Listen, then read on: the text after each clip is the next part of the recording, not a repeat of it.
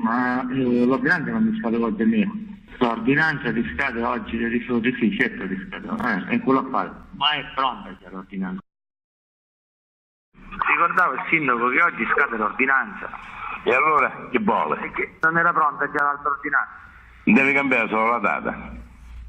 Devo cambiare solo la data? Sì. Cioè, anziché per agosto, giugno, settembre. È uguale, non deve cambiare niente. La rilegge nel file le ordinanze. C'è l'ultima ordinanza del mese di agosto. La puoi copiare uguale, precisa. Deve cambiare soltanto là dove riporta il mese.